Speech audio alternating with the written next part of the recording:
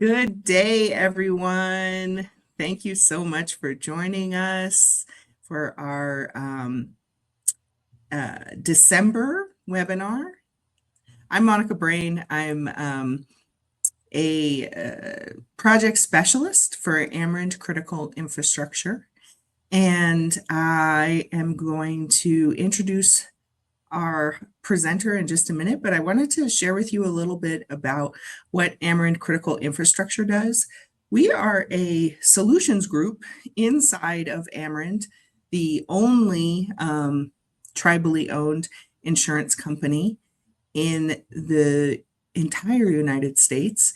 So Amerind Critical Infrastructure was started to help tribes with really important things, specifically critical infrastructure like utilities and broadband. We have written a number of grants that have helped our clients receive over $220 million. My thing says that nobody has joined yet, so I'm going to refresh real quick. But if you are here and can hear me, can you type hello into the chat? Appreciate it. All right, hang on. We're just going to refresh. It's not going to disconnect.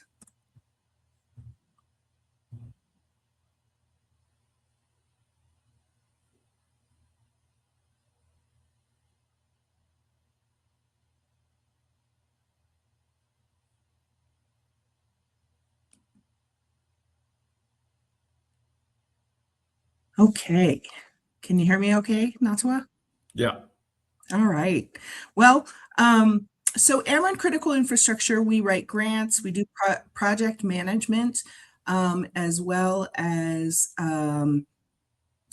consulting, strategic planning.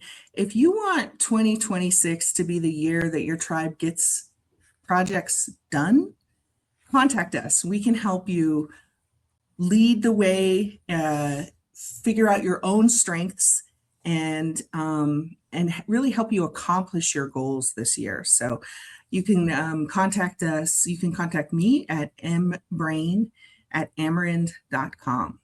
All right, so I'm really excited to get started today to talk about holiday safety. This is a really important topic for this time of year, and I want to introduce you to Natua Garcia. He's from the Santa Ana Pueblo. He is our safety Santa this year. Natua, I see that you were wearing a hat. You have all of the expertise. Take it away. Perfect. Thank you, Monica. Appreciate it. So, today we are going to talk about holiday safety, workplace, and at home. Just some tips, some reminders. Why are we doing this? Accidents increase during the holiday season. We want to make you aware of ways we can have fun without adding stress of an injury or property damage. Because think about it, ER visits, urgent care visits, especially, right before Mass or while the turkey's in the oven, or when there's a holiday basketball tournament, our high school kids playing in right now, and there's a million things going on, and the baby broke his arm. There's a whole lot of things that happen. So these little precautions, these little tips, getting a ladder, all of these things will save time and money in the long run. And also, we love the holidays and everything that comes along with it, including that said stress. I had all year to think about a Christmas present, Christmas ideas, and I find myself now burning the midnight oil. So here we go. In the office, facts about workplace slips, trips, and falls. As we all know, it's among the leading causes of workplace injuries. All right, the Bureau of Labor Statistics reports well over 200,000 non-fatal injuries per year. It's the highest injury frequency of any regulated activity. Almost half of holiday accidents involve falls, which lead to broken bones, concussions, and pulled muscles. In 2022, 14,800 people were treated in the hospital emergency departments due to holiday decorating related injuries. So think about that. Were you one of those people? Could have been prevented. Maybe going to get that ladder, maybe replacing that ladder, maybe moving that extension cord, out of the middle of the living room could have prevented that injury. We talk about slips and trips. The U.S. Consumer Product Safety Commission estimates each year about 4,000 injuries associated with electric extension cords, and they're treated in the hospital emergency rooms. Think about that. 4,000 of those. Think about how many are unreported. Probably triple, quadruple that number. Probably about 1,600, right? Or 16,000, a lot more than 4,000. 50% of these injuries involve fractures, lacerations, contusions, or sprains from people tripping over extension cords. One of the things we could do is identify hazardous conditions, maybe some ripped carpet, some missing tiles, a wet spot. Maybe there's a leak and we know there's a leak and we know that area is notorious for being slick. Let's clean up that hazard. Clean spills, real easy. Use signs, use mats. The other thing I'm going to mention on the mats is if we use a mat, we want to make sure that we sweep and we clean under the mat. All right. We're just not going to keep the mat on top. Maybe there's some grease that are on there on the floor. We put the mat on top. Water gets under that. What's the rule about water and oil? They do not mix. Okay. So we have to ensure our floors are clean. We're non-skid shoes. Can't stress the importance of the proper footwear enough, both the workplace and at home, but especially in the workplace. We wouldn't want to go de-ice the sidewalk in flip-flops or Crocs. We'd want to have a nice, sturdy shoe. Report your icy spots, north face of the building, maybe some notorious hazards. There's been some tribes and communities where they've identified notorious icy spots and they've added a heated portion of the sidewalk in that area to thaw out that ice. See it hospitals, ski areas, things like that. And some of our tribes, some of our insureds have that in place.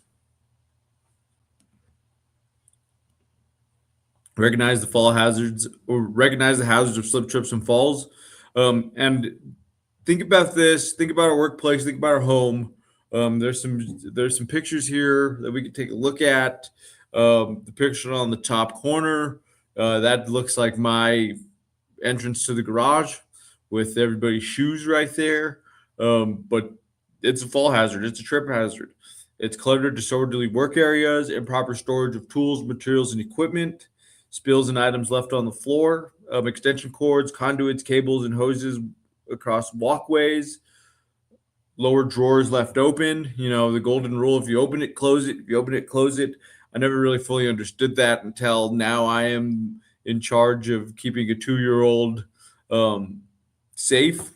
There's a whole lot of things she doesn't close. So I'm constantly, hey, we need to close the drawers, baby girl. We need to close the drawers.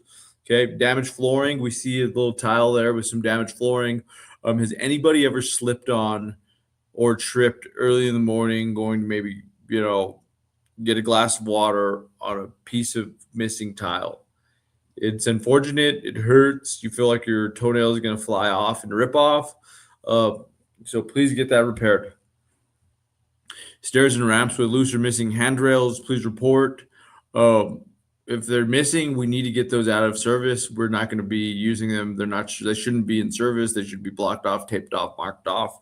Unprotected edges, holes in dock boards, and inadequate lighting. So if there's any lighting problems, please report that. We're kind of in the dead of winter. It stays dark. We have to report the inadequate lighting. If it's in a main walkway, if it's an emergency light, if it's in the parking lot, please report the inadequate lighting. It really does make a difference. You'll be surprised. And we have to hold our employers and our tribes to a standard where that's not good enough for us. We need the best. All right. We need to get that lighting fixed. It's important. Recognize the hazards. When we talk about decorations, I know right now I'm getting ridiculed in my household because we don't have our decorations up. So those will be up shortly. But in our office, we have decorations up. The tribes I visited, we have decorations up in the office. So on average, there are about 160 decorating related injuries each day during the holiday season. Think about that. And almost half of the incidents involve falls. So putting up those decorations, that's where people are getting hurt. Just the other day, overheard a conversation. Someone said, I was trying to change out a light and I just jumped on my desk and I got up and changed it that way. Wrong. As a safety professional, that hurts my ears and I want to cry. Because think about how that statistic fits into that scenario. 160 decorating related injuries each day during the holiday season. Jump on the desk. What was the fix? We could have easily got the step ladder, got a step stool, climbed up properly, 3 points of contact, got the light, replaced the light, come down, boom, everybody's safe. So please. Okay, thank you, Martha. Those decorations do not need to be up. And the good thing about being Christmas is we have 12 days after the actual day. So that's pretty good, 2 days. But the next thing we need to do, and the other thing, is placing the burning candles in sight. If you want to have the Christmas ambiance and maybe having the cinnamon smell or the gingerbread smell or, maybe even campfire, right? A little ridiculous, but they have the campfire. And they insist the candles need to be up. The one thing that we need to do is ensure that if we leave the room with the candle lit, we're going to extinguish it. We're going to blow it out. We're going to keep them away from curtains. So many times have we seen candles be the cause of, total losses, the whole house burning down, and it happens so fast. Unplug decorations at the end of the day or end of the night. I know that's a little bit tedious and sometimes we forget, but please, please, please make it a habit. It was always one of those rules where it's like, all right, I have to unplug the tree. I have to unplug the tree. But think about it. We hear so many horror stories of the tree going up in flames, there being an electrical spark or, some kind of arc there going on. The tree heats up, boom, starts on fire. If, we need the candles, a good safety rule, maybe use a battery operated candle. That's been a big push. They come in all different types of varieties. And the cool thing about the battery operated candles, you can change the colors. So that's pretty nice, pretty sweet function. And so that leads us into electrical safety. As you can understand and as you believe, think about the electricity we use during the holiday season. Most of us probably don't see it at work because maybe we're not tasked with paying the electrical bill, but we more than likely see it at home. Think about your electricity bill around this season. It's through the roof. Why is that? We have the lights outside. We're cooking more, having more parties, festivities, and with that energy is getting output. So inspect electrical decorations for damage before use. Do not overload electrical outlets. Avoid overloading outlets and plug one high wattage appliance into each outlet at a time. So we're not going to have a crock pot, a microwave, and someone's portable fridge that they have to put their special drink in, right? All plugged into one. That's not something we're going to do, okay? Make it a rule of thumb. Anytime we take an appliance and we look at an appliance, we plug in an appliance, we can take a look at the cord. The flexibility of the cord. Is there any frays? Is there any cuts? Is there any damage? When we plug it in, does it make a spark? Is there an odor? Is there a smell? Pop? So just make all these things. If you answered yes to any of those, we're going to take that cord or appliance out of service. Okay. Check decorations for a certification label, UL labeling there. Most of them double insulated. They're making it to push now. Even some of the trees, the artificial trees, fire retardant material. They're making it easy for us. Martha, I will answer your question at the end of the segment here about the candle warmers. Unattended cooking equipment is a leading cause of home cooking fires. All right, so that's another thing, especially in the time of stress and we need to make sure we get their holiday cooking done. Is leaving that cooking equipment unattended. That's what the cause of fires are. All right, so if we're cooking, that's our only job. We have to make sure we're staying there. How many times has this scenario played out where, oh, I'm gonna put the chicken on. It's gonna take 30 minutes, and then I'll come back, and it'll be okay. Well, maybe there was some dripping of the pan or whatever, and boom, our oven's on fire, or our water boiled over, and now there's no extinguishing, or there's no flame. The water extinguished the flame. So we have to stay with the food. Oftentimes, and we hear stories of, oh, well, my dog jumped up, pushed the pizza box, and the pizza box caught on fire. That's how my house caught on fire. Well, if you were there with the flame open, guess what? The dog wouldn't have jumped up, moved the pizza box, and started the house on fire. So you have to stay with your cooking.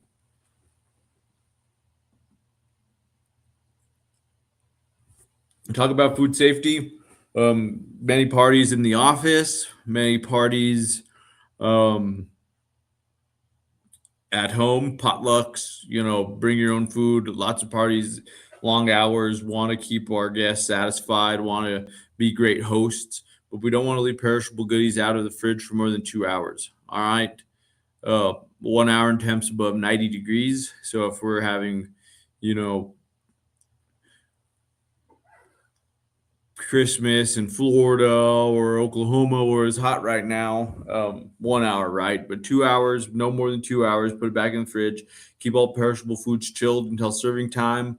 This could be sandwiches, cheese platters, charcuterie boards, tossed salads, all that good stuff. Remember, those still have a life.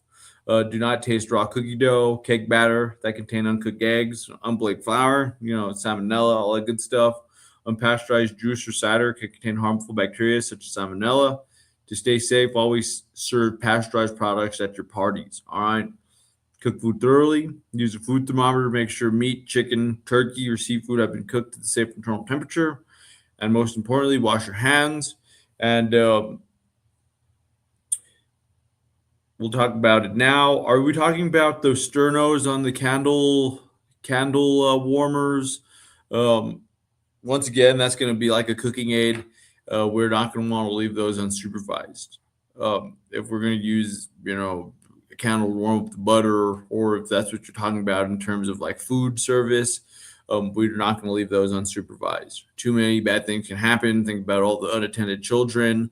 I know when we were little kids, you couldn't leave any kind of flame around us, or else someone's going to put a stick to it. So if you have kids like our kids, we're not going to leave any flame unattended. Even a lighter, that's going to have to be supervised. We'll take a minute here. These are safe minimum internal temperatures, temperature chart. Once again, Monica sends this presentation out, so you'll have a copy of this to take a look at on the internal temperatures. It's always just a good idea to have a food thermometer. I keep one right on my my grilling apron, and then another one in my kitchen drawer. So there's two. So there's never an excuse. Pork freaks me out. Chicken, cause a lot of bacteria with the chicken. If you have to cook it a little bit longer, hey, but that's the theme of today. Give yourself enough time, because that's when we start to bend corners and we're trying to, rush, hurry up. That's when, we start becoming a little bit more complacent. So give yourself enough time. Fire safety, cooking, heating are the leading causes of home fires and fire injuries. Winter months are the peak time for fire-related deaths. Stay with food while cooking. Do not leave the stove unattended. See, it's a big, huge push this time. We cannot leave that food unattended. If the flame gets too big and out of control, smother the flame. We have to smother the flame. We're not going to think ever in the kitchen water. Water is not our friend in the kitchen when it comes to fire. We have to smother. Have a pan, a cookie sheet, a baking sheet, a pizza pan, whatever it may be. Have something to smother the flame. Life safety components, we have smoke detectors, fire extinguishers. We're going to use the pass system for a fire extinguisher: pull, aim, squeeze, and sweep. Make an escape plan. The thing about the escape plan, make that in your office, have 2 exits out, and then also in your with your family, discuss it. Have a plan, have a meeting point, have 2 ways out, share with your kids where we are going to go. And then when we talk about the pass, pull, aim, squeeze, and sweep, the big thing we have to do when holding the fire extinguisher is one, is the fire is small enough that I could extinguish the flames with this, fire extinguisher here? If the answer is no, well, we're going to evacuate. All right. If the answer is, whoa, it's too big, I'm not sure, we're going to evacuate. But the pass system, real easy. We're going to pull the pin. There's a safety tamper seal on it. And the only way it'll break is if you pull the pin. So one, pull the pin. We're going to aim the hose at the base of the fire, and we're going to squeeze the handle, and we're going to sweep side to side at that base of the fire. So we're going to pull, aim, squeeze, and sweep. That's the pass system there. Real easy, life saving. The big thing, especially in the office, um, go take a look at your fire extinguisher, pull it off the wall, get a feel for it, take a look at it, take a note at the hose. Is there any cracks? Is it, one solid piece? Is the rubber, pretty flexible? When we take a look at the gauge, that arrow should be right in the green, in the good zone. Take a note of that. Is it right in the green zone? Perfect. If it's undercharged, overcharged, we're going to want to take that out of service, notify, your supervisor, notify the building's manager, the building operator, let them know, take that out of service. But when you're holding that fire extinguisher, it kind of gives you the familiarity of how heavy it is, how it fits in your hand, what to expect. That's the one thing that we fail to mention or we fail to practice on how to do these life-saving tips. And so we rely on what we see on TV, and that fictitious example of a fire extinguisher, that's the movies. I always think of Tim Allen in the Santa Claus, where he's, really fire extinguishing the turkey. That's how I always thought it was. But when I really had to use the fire extinguisher, it was really simple. All the pressure was in my hand and I was controllable, and it wasn't. It was far from the movie. So please, please, please practice, practice, practice. Can't stress it enough. Holiday quick facts about the fire. U.S. fire departments responded to an estimated average of 835 home structure fires per year. That began with decoration. Imagine that. Thanksgiving is the peak day for home cooking fires, followed by Christmas Day and Christmas Eve. So we have, a few more days. So get ready. If we're, have a plan. For whatever it is you're cooking. Make sure if you're deep frying a turkey, because you saw your neighbor do it for Thanksgiving, so you're gonna do it for Christmas. Make sure we have a plan. Okay, an estimated 48% of home structure fires, 35% of home fire injuries, and 16% of home fire deaths involve kitchen and cooking equipment. Okay, so please keep the kids out of the kitchen. It's a dangerous environment. It's hot. All right, we have to stress the importance. All right. 5 minutes is too long. 2 minutes is too long. We have to stay with our food. All right. And because we are going to be in the house, we're going to be, in colder weather. I know the temperatures are a little bit different this year, but if we're in the Northwest or in the Midwest, I apologize, or the Northeast, it's freezing cold right now. Kind of here in the South, it's a little bit warmer than usual, but just some tips for winterizing your house. The big thing, clean your gutters. I'm a little bit bummed out that I got gutters for a couple of years. We didn't have any gutters and it was nice, but now I have to take off all the leaves, things like that, do my part. But once again, I ask myself that question: is 30 minutes worth of my time or an hour of work worth, me losing the roof, me losing the house, me not having a place to live? Right? So clean the gutters, real simple task. Inspect the roof in the attic, check the chimney, weatherproof windows and doors, protect the pipes, weatherize the pipes, tape the pipes. The cool thing about living in rural New Mexico, I guess, is the the Power New Mexico PNM sent out a little weatherization kit to all the homes in my neighborhood. So that was pretty cool. So they're setting us up for winterizing our home. Service the HVAC system. If you get a lot of snow, you get a lot of ice, prepare your patio and deck. Put the Put the summer furniture away.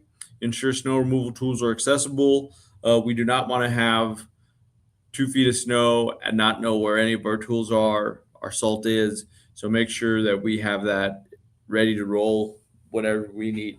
But if you're here in New Mexico, we're looking like it's going to be a dry winter, a hot winter. So, but still be prepared.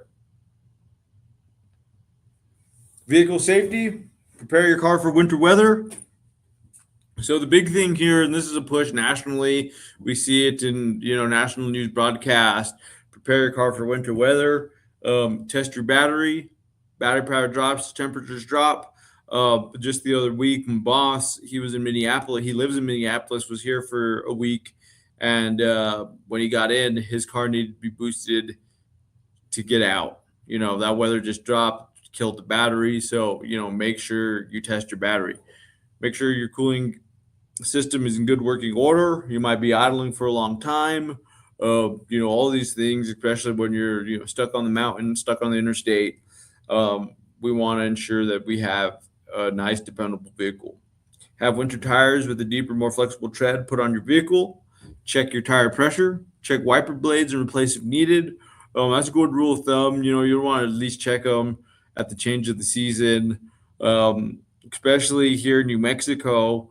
The sunshine beats up the rubber, and when it starts to rain, you get a little bit of storms, and your rubber is brittle and cracked. What is it going to do? It's not going to do a lot. So replace. All right. Add wiper fluid rated at negative 30 degrees Fahrenheit. Please, if you put water on an ice cold windshield like that, it's going to bust. Keep your gas tank at least half full to avoid gas line freeze. Keep an emergency preparedness kit fully stocked for longer road trips. On that emergency preparedness kit, we want to have water, blankets, food, flashlights, rope, whatever it is that you might need. But please don't forget the blankets. Okay, please don't forget warm clothing. Most important thing, and the water. I don't care. Oh, well, there's a gas station on the way. You have to pack your water. Okay, you have to pack your extra water. There's nothing like it. You need it. You need it to survive. So your emergency preparedness kit should have some water in there. Driving under the holiday. The National Safety Council estimates 431 people may die this season, which is below the 6-year average of 450 people. Do not drive if you've taken or mixed any amount of alcohol and or drugs that could impair your driving abilities. Use rideshare programs. Get a ride from a designated driver. Call someone, have a plan. If you plan on drinking, have a plan. Once again, here in Bernalillo, small town, New Mexico, Uber really doesn't come out, but I looked some of the advertisements around town. They're doing New Year's Eve pickups, rideshare, kind of like a taxi. So take advantage of those. There's no excuse. Take advantage, and it's sad, it's unfortunate, but it happens. Just the other night or last night actually, there was a kid in my community lost control of the wheel and was 2 feet away from coming head on to a big giant sign. And so I think about that all the time, how much driving under the holiday can ruin a family, impact lives. Drowsy driving is impaired driving. If you're tired, please pull over and rest. You'd be rather late than never. One of the famous words my grandma's always told me, Mr. Man, you'd rather be late than never. And it took me a long time to really understand that, but you would rather be late than never, because chances are the reason you're speeding, the reason you're rushing around, the reason you're making crazy decisions is because you're late. Okay. Distracted driving is also a key factor in traffic collisions. Distracted driving comes in many forms. You don't necessarily just have to be texting and driving to be distracted driving. We could be eating driving. We could even be in deep thought, having our mind off the road, cognitive distraction. Okay. And that could also, increase during the holiday. So driving under the holiday doesn't just mean driving under the influence of drugs and alcohol. It also means drowsy driving. It also means distracted driving. Okay. Stress during the holidays, pay attention to your feelings. Develop a plan for when you're feeling stressed, sad, and lonely. Practice self care, connect with community, support others. Recognize seasonal mood changes, avoid alcohol and drugs, maintain healthy habits, and ultimately plan, right?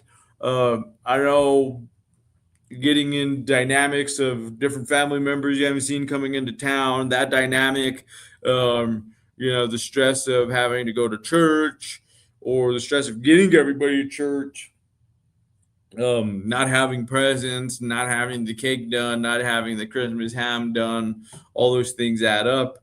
But please remember, take time for yourself. If it, however, that is in form of a deep breath, watching a basketball game, watching a football game, just going out and having a Christmas cigar or a Christmas stroll with a dog by yourself, just so you can take deep breaths. Whatever it is, make sure that you practice some self care. The holidays are meant for family and fun, but also to take a break and relax. And so, with the kind of influx of new family members and people maybe we haven't seen a lot, or family friends coming over and bringing their friends, unfortunately, we have to talk about it. Is the opioid overdose?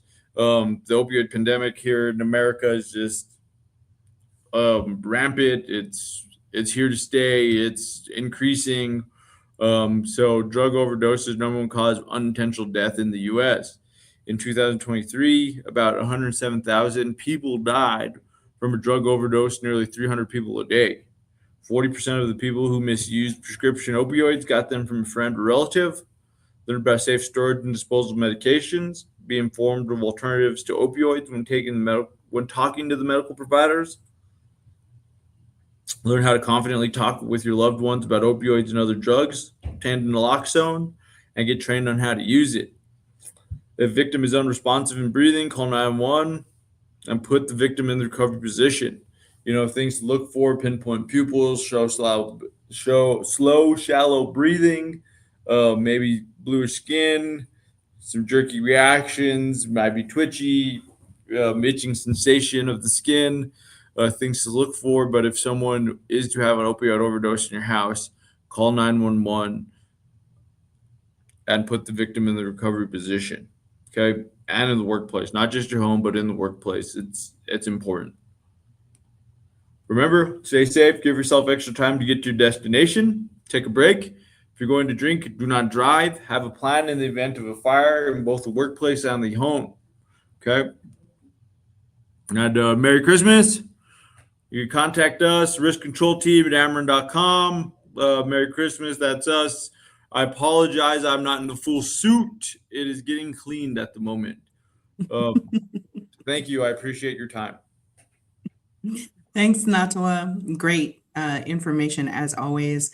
And of course, we'll have this up on the website so folks can catch it if they didn't get a chance live. One of the things that you were talking about was like self-care and things like that. And I just wanted to add that it's okay to set boundaries during the holidays. If somebody in your family wants to go to 14 activities in one day and you're not feeling it, that's part of self-care. And, not ending up exhausted, driving, and maybe even impaired at the end of the day because you overextended yourself. I think that's an important tip. What else do you think we really need to think about this, as we finish up 2025 and head into 2026 in terms of safety? The biggest thing for safety with me is with the increase in travel is make sure you do have, that emergency preparedness kit, your go bag, your water, your snacks, your blankets. I guess I'm growing up a little bit more as a father, having to, pack a little bit extra. It's just not me anymore. I have two girls I have to take care of. So, that emergency preparedness kit for me is crucial. So just make it a habit, and the funny thing is, I guess I never really understood my grandma always like, hey, you better take your blanket, you better take this. And now it's like, oh, if you would have said emergency preparedness kit, I think it'd have been a lot cooler, Grandma. Yeah, I remember a couple of years ago, my dad, um, he's a snowbird and he lives in Arizona during the summer and or during the winter and then in the summer in Montana. But there was going to be snow in the mountains in Arizona driving back to Albuquerque. And he just kept saying, don't drive through the mountains. And he came out to the car as me and my sister were heading back. And he was like, you got boots in your car? There's no boots in here. And I remember we both were just laughing at him, like, he's never going to stop being our dad, right? And then when we hit the mountains, it was like it was a blinding snow blizzard. And my sister was like, we could never tell him, you got to put boots in your car. You got to have everything. You have no idea because it was almost 70 Yeah. and then we're in the mountains and cars are just stranded on either side of the road and it was astonishing. I definitely learned an important lesson about that time. What else should you have in the car to make sure that Oh, jumper cables, extra booster cables. The cool thing now with the technology and everything, you could get a power booster kit. So, mm, like a little battery operated yeah. cable. Those are pretty sweet. My mom has one of those in her car, and that seems to be helping out. Some extra antifreeze, things like that. Won't freeze in cold temperatures. What The other about thing like we tend. Oh, go ahead. what about like kitty litter or like a bag of sand or something like that? Could do that. Some salt, kitty litter. But most importantly is having that water Mm, in the event of getting stranded, having those blankets, warm blankets, and food. Because I feel like the more equipment people take, um, kitty litter, sand, they say, oh, well, I could get out of this. When the best mm, option would have just be to stay put, get themselves yeah, into more trouble. And I think that's the advice that I would have to give is just, something about take that deep breath, sit back, don't make the situation worse. You know. right. And if they're saying it's the storm of the century, unless there's an emergency, maybe you could just stay home Yeah. and not drive through it. Just because you have a big truck doesn't Oh yeah, mean and you need enjoy to. it. Yeah, enjoy the storm of the century at home. Please, please, please. Absolutely. All right. Well, Natwa, thank you so much. We always appreciate you coming on this webinar and sharing important safety information. If your his contact information is up there, and of course, I will email this presentation to everybody who signed up. Thank you all so much for joining us today, and have a happy holiday. Thank you.